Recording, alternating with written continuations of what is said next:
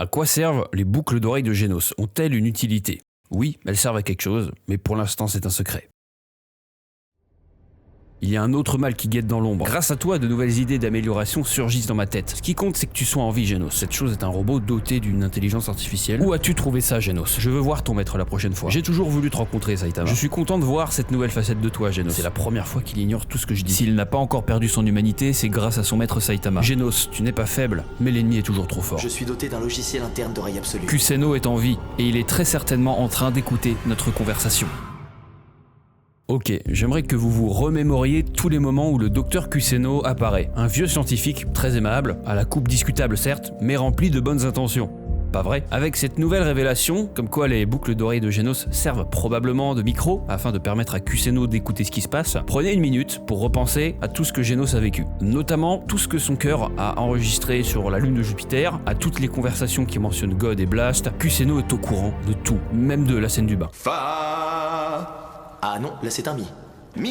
Rentrons directement dans le vif du sujet avec le chapitre 156 du webcomic. Ce type-là est la plus grosse ordure que le monde n'ait jamais connue. On apprend que Mecavalier et Genos sont des robots créés par le Dr Kuséno afin de dominer le monde. Dr Kuséno est le créateur de l'organisation. Ouais, je sais, ça commence très fort. En gros, il y a longtemps, Dr Kuséno et Dr Beaufeuille se sont rencontrés. On ignore encore dans quel contexte, mais Kuséno a visiblement sombré du mauvais côté et souhaite dominer le monde. Pendant possiblement des dizaines d'années, l'un préparait en secret son plan de domination, tandis que l'autre se préparait à répliquer et protéger le monde. Plusieurs années s'écoulent, Petit Empereur et Beaufeuille ont commencé à travailler sur le développement d'une IA très dangereuse, à tel point que cela nécessiterait d'abandonner son humanité. Ils ont donc décidé de la mettre dans le placard et de ne plus y toucher. Cette IA, c'est Mecavalier. D'une certaine manière, Dr Kuséno a réussi à mettre la main dessus et l'a totalement terminé. À une petite exception près. Ce que je vous ai pas dit, c'est que Beaufeuille a appliqué un verrou sur Mecavalier. Il savait pertinemment que cette IA était très dangereuse. Il a donc fait en sorte qu'elle ne puisse jamais s'en prendre à des humains. Le fait d'avoir terminé cette IA impliquerait que son créateur perde tout sens de l'éthique, ses valeurs et même de son humanité. En volant cette technologie, Kuséno aurait donc renoncé à son humanité et se serait auto-cyborgifié, dépassant alors le génie du Dr Beaufeuille. Suite à ça, il a créé tout un tas de robots, se faisant appeler machines divines, toutes basées sur l'original, à savoir Mecavalier, la machine divine G0. S'il ne peut pas attaquer d'humains,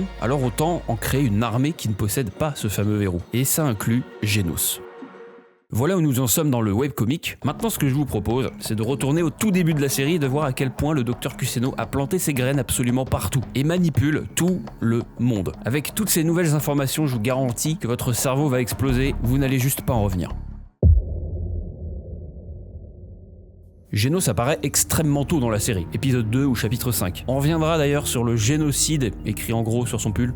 Après avoir été témoin de la puissance de Saitama, il s'invite chez lui et raconte sa backstory pendant de longues minutes. Le cyborg fou a détruit sa ville et tué sa famille, blablabla. Premier red flag. Pourquoi on ne voit pas le flashback? Tous les personnages de toutes les fictions ont droit à un flashback avec des images, mais pas Genos. À première vue, il s'agit juste d'un élément comique pour montrer que Genos est un moulin à paroles, mais avec ce que je vous ai dit tout à l'heure, Genos est une IA. Dr Kuséno a implanté de faux souvenirs et un faux passé qui n'a jamais existé. Le cyborg fou n'a jamais existé. Genos est convaincu du contraire, mais tout ceci est faux. Son passé tragique n'a été créé que dans un seul but, tuer le Dr Beaufeuille. En fabriquant les machines divines, le Dr Kuséno leur a implanté une instruction en commun. Tuer Dr Beaufeuille, c'est une menace. C'est lui qui a tué ta famille. Metal Knight est ton ennemi. En nourrissant ce sentiment de vengeance et de haine, cela allait rendre plus fort Genos jusqu'au point où il était à deux doigts de réussir sa mission. Dans un livre audio officiellement écrit par One, Genos et Saitama vont à un festival. Et Genos lui dit « J'ai des souvenirs où je me rendais à un festival avec ma famille lorsque j'étais très jeune, mais je ne suis pas sûr si ces souvenirs sont réels ou non. » Voilà tout ce que cache cette absence de flashback.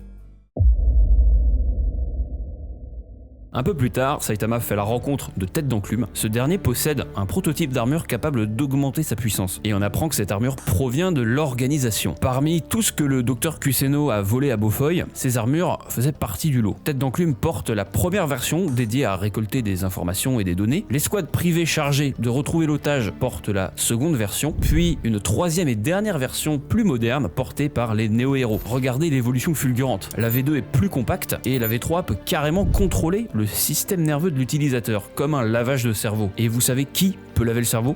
Super Sado. Il ne s'agit là que d'une théorie de dernière minute de ma part, mais est-ce que Kuséno s'est inspiré du pouvoir de Super Sado afin de créer des armures capables de prendre le contrôle de leur porteur? Et en parlant des squads, ils se font attraper par G5, un robot provenant, si vous avez bien suivi, de l'organisation. Il savait parfaitement où les mercenaires se trouvaient, car ils portaient tous littéralement des armures provenant de chez lui, le labo de Kuséno. De plus, G5 se permet de voler et analyser un des robots Metal Knight, et quelques chapitres plus tard, on peut voir des robots à l'effigie de ceux de Metal Knight apparaître dans les couloirs de l'association des monstres. Ils se sont servis de la technologie Metal Knight pour créer leur propre robot. Et bien plus tard dans le webcomic, on pourra carrément voir une armée de robots détruisant toutes les villes sur leur passage et faisant passer Beaufeuille pour le coupable. Mais G5 n'est pas le seul à avoir récupéré des composants ennemis. Genos lui-même le fait, avec des composants alliés. Après avoir vaincu G4 au début de la saison 2, il ramène sa carcasse dans le labo de Kuséno. Ce dernier s'étonne. Genos, où as-tu trouvé ça? À la base, l'adversaire de G4, c'était King, mais grâce à sa chance, Genos s'est interposé et a détruit l'un des robots de Kuséno sans le savoir, d'où son étonnement. Ce combat n'était jamais censé se produire. On en a bientôt fini avec G5, mais cette prochaine partie explique beaucoup de choses, car Mecavalier fait de nouveau son apparition après un long silence radio. Au début de la saison 2, Beaufeuille met en garde Petit Empereur. Ce qui l'inquiète le plus, ce n'est pas l'association des monstres, mais d'autres menaces qui agissent dans l'ombre en attendant que les défenses de l'humanité s'affaiblissent. Il parle bien entendu de l'organisation. Bien plus tard, après avoir vaincu Nian, Mecavalier met en garde Sekingar. Avoir envoyé tous les héros à l'assaut n'était absolument pas une bonne idée, car si une nouvelle urgence se déclarait, par hasard, personne au QG de l'association ne serait là pour réagir, pas même Blast. Et vu la tête qu'il fait, ça a l'air de vachement bien l'arranger quand même. Cette information que Mecavalier a récoltée, ça a permis à Kuséno de se rendre compte que le QG est très vulnérable sans ses héros les plus puissants. Bien plus tard, le docteur Kuséno enverra une armée de robots attaquer le QG de l'association des héros, car tout simplement, aucun héros ne s'y trouve. Au moment où Sekingar s'apprête à informer l'association des héros de la situation, G5 apparaît de nulle part et détruit son téléphone. Si vous vous souvenez, Mecavalier ne peut pas s'en prendre aux humains à cause de ce fameux verrou. Il a donc donné sa position à G5 et lui a demandé d'intervenir à sa place. Encore plus tard, lors de l'affrontement des classes S contre Psychorochi, Mecavalier a pour but de récupérer un échantillon du roi des monstres. On ignore encore pourquoi, mais on imagine que ça intéresse Kuséno. On y reviendra dans un instant. Pour y parvenir, il va demander de l'aide à Genos. Il lui propose de fusionner en combinant leurs cœurs énergétiques. Je sais pas comment ce passage est autant passé sous les radars, ça aurait dû mettre la puce à l'oreille bien plus tôt. Leurs cœurs se ressemblent comme deux gouttes d'eau. Entre machines divines, ils sont parfaitement compatibles. En plus, petit détail intéressant, le nom des transformations de Mecavalier sont toutes basées sur le jeu du shogi, une sorte de jeu d'échecs japonais. On y retrouve des pièces comme le fou, la tour, le pion, etc. Et bien il s'avère que les robots du Dr Beaufeuille sont eux aussi basés sur les pièces d'échiquier. Le cavalier, le pion, le roi, la reine, etc. Depuis tout ce temps, les transformations de Mecavalier étaient un indice montrant qu'il a bel et bien copié la technologie de Beaufeuille, de là à avoir les mêmes noms. Tu peux copier mes devoirs, mais fais en sorte que ça se voit pas trop. Kuséno demande à Saitama s'il peut l'analyser, car il aimerait bien en savoir plus sur sa puissance. Dans le webcomic, Saitama ne rencontre pas Kuséno lors de la scène de la potée, il le rencontre seulement à ce moment-là dans son laboratoire, pour faire réparer sa console, afin de voir si Kuséno est digne de confiance. Mais alors, pourquoi avoir décidé de faire rencontrer Saitama et Kuséno aussitôt? Eh bien, je pense qu'il s'agit d'un foreshadowing de la part de notre cher ami One. La scène de la potée peut être comparée au dernier souper. Vous connaissez probablement cette fameuse scène de Jésus qui mange avec ses apôtres. Et parmi tous les apôtres, on le sait, il y a un traître, Judas. Je pense qu'il s'agit d'une petite référence biblique parmi toutes celles que One a déjà pu faire dans la série pour nous tease qu'il existe un traître parmi le groupe de Saitama. Bref, Saitama s'allonge sur une table et s'endort pendant que ses données sont collectées. Pendant sa sieste, le labo se fait attaquer par des robots de l'organisation. On s'est toujours demandé pourquoi ces machines divines sont apparues pile à ce moment-là. Eh bien, c'est pour mettre en scène la mort du docteur Kuséno, afin de déclencher les envies meurtrières de Genos. Apparemment, Kuséno faisait partie d'une liste de cibles à abattre. Mais c'est bien évidemment faux. Ce qui semble être vrai, c'est l'intérêt que Kuséno porte à d'autres personnages, comme Garo, Sonic et même Zombie-Man. Le but des machines divines étant d'éliminer tous les éléments problématiques. Kuséno voulait probablement les attraper et récolter leurs données à eux aussi. Les données de Saitama ont donc bel et bien été collectées avec succès. Et c'est Mecavalier qui s'en sert contre Saitama lui-même. Le docteur Kuséno est en vie et il est enfin parvenu à retirer le verrou de Mecavalier qui s'apprête à s'en prendre à un humain pour la toute première fois. Bon, Bon, pas de bol pour lui, il s'agit de Saitama. Néanmoins, on assiste à quelque chose de très intéressant. Mecavalier retire ses limites et se transforme en mode Saitama, un peu comme Cosmic Garo. Est-ce qu'il parle de retirer ses propres limites en tant que machine, comme ce que Blue a fait avec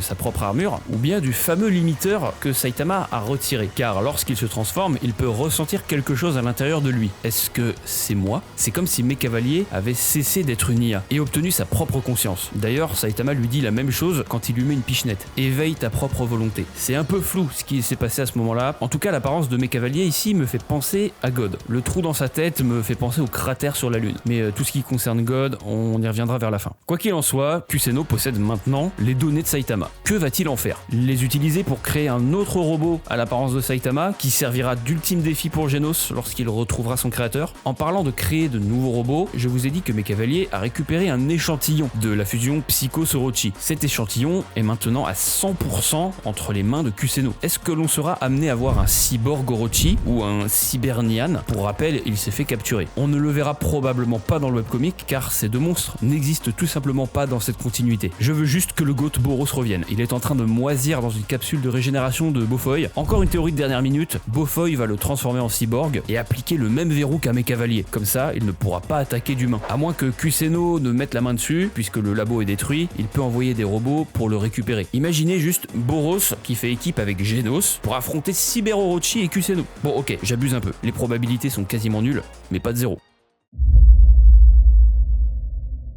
Comme on a pu le constater, Kuséno est un immense stratège. Il infiltre l'association des héros avec Mecavalier, l'association des monstres avec G5, récupère les données de l'homme le plus puissant, mais ça ne s'arrête pas là. L'introduction des néo-héros va nous permettre de compléter davantage le puzzle. Comme je l'ai dit précédemment, ils possèdent des armures de combat dernier cri, capables de posséder leur porteur. Le but des néo-héros est la cyberisation, cyborgisation, transformer l'humanité en cyborg quoi. Sauf que tout ceci fait partie du plan de Kuséno. C'est lui qui est à l'origine de cette nouvelle organisation de héros. Son leader, Fuzzy, est en réalité un cyborg, tout comme Elimine et Destro, deux agents de sécurité. Ça va me permettre de faire une petite parenthèse sur ces deux personnages assez énigmatiques. Une théorie veut que ce soit les deux robots qui ont retrouvé Tête d'Enclume. Il y a une certaine ressemblance. De plus, on les voit sur les caméras de surveillance de Beaufoy. Est-ce qu'ils se sont recouverts d'une chair humaine afin de passer inaperçus? Leurs noms, Elimine et Destro, font directement penser à éliminer et détruire. Un champ lexical plutôt violent ma foi, comme Genos,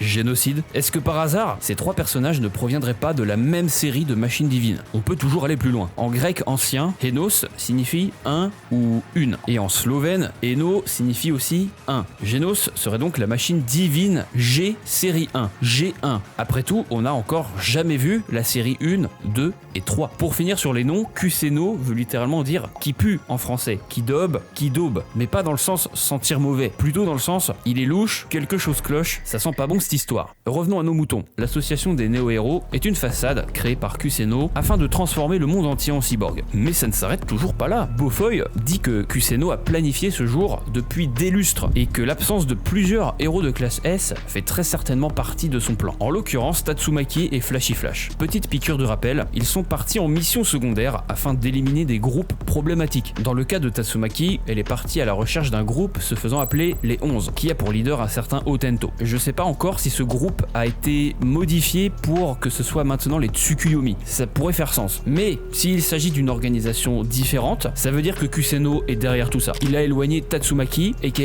le classe S le plus puissant, afin d'être tranquille. Pareil pour Flash. Il est à la recherche d'un groupe aussi puissant que le village des ninjas, les masses abandonnées. Leur but est de conquérir le monde souterrain. Je sais pas trop ça correspond à quoi, mais ils veulent aussi anéantir la population. À peu près les mêmes objectifs que Dr Kuséno. Aurait-il donc créé une fausse organisation de ninjas afin de récolter des données? En réalité, je crois que ça s'est déjà produit. La machine divine Shumpo affronte directement Sonic. Kuséno a forcément récupéré des données quelque part pour pouvoir fabriquer ce robot ninja. Par hasard, lorsque Genos a affronté Sonic, j'aimerais mentionner deux autres éléments afin de conclure l'infiltration de Kuséno. Juste après le combat final, Saitama vs Garo, Purpore et un autre héros de classe A retournent sur le champ de bataille, mais ce dernier se fait attaquer par l'eau maléfique naturelle, qui était encore en vie. Il se fait transporter d'urgence à l'hôpital, et lorsqu'il se réveille, il remarque que sa voix a changé. Des scientifiques spécialisés en médecine cyborg lui ont sauvé la vie, et ces gens-là ne viennent pas directement de l'association des héros, mais d'autre part. D'ailleurs, ce qu'ils n'ont pas mentionné, c'est que pendant l'opération, ils se sont permis d'inclure des caméras dans les yeux du héros. Il est devenu l'espion de Kuséno malgré lui. Et en parlant d'espion, je vous présente Gear Spear. Ce petit gars qui sait à peine se servir de ses pouvoirs est en réalité un espion infiltré des Tsukuyomi. C'est pas encore confirmé, cependant vous allez voir que ça fait sens. Il porte un casque spécial qui amplifie ses pouvoirs psychiques, sauf qu'il ne s'active que très rarement. Pourquoi à votre avis? Ma théorie est que ce casque ne peut s'activer qu'à distance depuis le QG des Tsukuyomi. Je m'explique. Son casque s'active uniquement après que Gear Spear ait pu observer Tatsumaki en combat. Fubuki croit pendant un instant que c'est sa sœur qui utilise ses pouvoirs. Sauf que non, Gear Spear dit « Une imagination hors de mon contrôle commence à se déverser dans ma tête. » Et puis soudain ça arrive. Oh, eh ben voyons. On me la fait pas à moi. À mon avis, les Tsukuyomi ont réussi à copier en partie la puissance de Tatsumaki, ou plutôt sa longueur d'onde, et l'ont injecté dans le casque de Gear Spear. Lorsque son casque se brise, on peut voir une cicatrice sur sa tête, tout comme Apollo et un espion, tous les deux provenant des Tsukuyomi. D'où la théorie que Gear Spear en fait lui aussi partie. C'est un esper créé artificiellement. Surtout qu'il cache la poussière sous le tapis en disant que les Tsukuyomi n'existent pas et qu'il s'agit d'une légende urbaine complètement ridicule. Fais gaffe mon gars, je t'ai à l'œil. J'ai évoqué le fait de copier la longueur d'onde, et bien Tatsumaki mentionne qu'elle est parvenue à copier la longueur d'onde des signaux psychiques d'Apollo, et même ceux de Psychos pourtant cachés à 1,5 km souterrain. Alors, peut-être que les Tsukuyomi en sont eux aussi capables. C'est bien beau tout ça, mais quel rapport avec Kuséno, me direz-vous? Regardez le motif sur le casque de Gear Spear, ainsi que ce pendentif porté par les médecins. C'est exactement le même. Motif qui ressemble étrangement à l'œil de G4, provenant de l'organisation. Dans un épisode bonus de la saison 1, Genos demande au docteur Kuséno de lui implanter des pouvoirs psychiques, car il s'est senti impuissant face au train inarrêtable. Kuséno lui dit qu'il ne peut rien faire. Mais bien plus tard dans le webcomic, on peut voir une machine divine utiliser de la magnétokinésie, ainsi que Genos avec sa toute dernière armure. Ça ressemble beaucoup à de la télékinésie. Est-ce que par hasard, Kuséno se serait servi des données collectées par Gear Spear et des recherches des Tsukuyomi pour créer une réplique de pouvoir psychique? Si Kuséno est bel et bien à l'origine de la création de toutes ces organisations, pourquoi se donne-t-il autant de mal? Est-ce qu'il veut à ce point régner sur le monde? Ou bien est-ce un ordre de God? Le drone qu'il a envoyé pour détruire l'association des héros, ainsi que la boîte de mes cavaliers, ressemblent vaguement au village des ninjas et à l'endroit où Tatsumaki était retenue prisonnière lorsqu'elle était petite, le labo des Tsukuyomi. Ces deux endroits ressemblent au cube de God et en possédaient un. Blast était à leur recherche. Un des objectifs de God semble être l'éradication totale de l'espèce humaine afin de ressusciter, comme mentionné par Vaccine Man, Psychos ou encore l'empereur des SDF. Kuséno aurait-il été lui aussi influencé par un cube? En possède-t-il un à l'heure actuelle, caché au plus profond de l'organisation? Car si on récapitule, il a plagié la technologie de Metal Knight, mais Cavalier quant à lui s'est inspiré des noms des robots de Beaufoy pour ses propres transformations, donc le fait que Kuséno s'inspire des cubes, ça me paraît être tout à fait possible. Il reste encore quelques mystères à élucider. Qui est Genos? D'où vient-il réellement? Est-ce que c'était autrefois un humain et pas seulement une IA créée à partir de rien? Après tout, il lui reste encore un cerveau d'humain, contrairement aux autres machines de l'organisation, à part ce robot-là qu'on a vu avec tête d'enclume. Et surtout, pourquoi Genos possède-t-il un mécanisme d'autodestruction? Est-ce une sécurité au cas où le docteur Kuséno se sentirait menacé? Si Genos lui désobéit? S'il venait à mourir, est-ce que Kuséno pourrait simplement recréer un Genos comme si de rien n'était? Allez, dernière théorie pour la route qui vient juste de m'apparaître comme une révélation. Dans un chapitre supprimé, on en apprend un peu plus sur le passé de Blast. Apparemment, il travaille en collaboration avec un mystérieux scientifique. Blue, le fils de Blast, utilise l'armure des néo-héros pour se battre et amplifier ses pouvoirs. Armure qui, à l'origine, a été fabriquée par Beaufoy, on le rappelle, mais volée par Kuséno. Cette armure ressemble à celle que Blast porte. Il y a le même motif circulaire sur leurs mains. Et si Kuséno, à l'aide d'un cube, avait créé l'armure de Blast. Ce n'est jamais expliqué comment Blast a obtenu ses pouvoirs, et on ne l'a jamais vu les utiliser sans son armure. Manipuler le cosmos, créer des trous noirs, voyager entre les dimensions, je dis pas que c'est impossible d'avoir ses pouvoirs naturellement, mais quelque chose me dit que son armure a quelque chose à voir là-dedans. Enfin, comme il s'agit d'un chapitre supprimé, ce n'est plus canon, mais sait-on jamais. Qui aurait cru qu'un vieillard serait en réalité l'une des plus grandes menaces de la série? Sur une page de couverture et dans un chapitre bonus récent, on peut voir mes cavaliers manger des nouilles et aider les gens comme le ferait un vrai héros. Et aussi, dans un autre chapitre bonus, Genos explique que Dr Kuséno a fait de gros efforts pour que Genos puisse vivre comme un humain. Pourquoi à votre avis? Eh bien pour se fondre dans la masse, sans éveiller les soupçons et récolter des informations. Mes cavaliers agit en héros car il ne peut tout simplement pas s'en prendre aux humains. Mais Genos, si. それ以上クセの博士に失礼を働けば焼却するぞ。 Bien qu'à l'origine une IA, Genos est devenu peu à peu semblable à un humain. Kuséno a orchestré sa propre mort afin de lui faire péter les plombs, réaction tout à fait normale pour n'importe quel humain. Tout ça dans le but d'éliminer son némésis, le Dr Beaufoy. Il est maintenant certain que Kuséno ne possède plus une seule once d'humanité. Il se sert de ses créations pour faire du mal aux gens, mais surtout faire du mal à Genos. Cependant, il ne souhaite pas sa mort. À plusieurs reprises, il lui demande de faire attention et de rester prudent. Le cerveau humain recèle un potentiel infini. Genos est sa meilleure création. Il a un potentiel infini d'humain couplé à une IA. Il est la clé qui permettra au Dr Kuséno de devenir l'être le plus intelligent de la planète.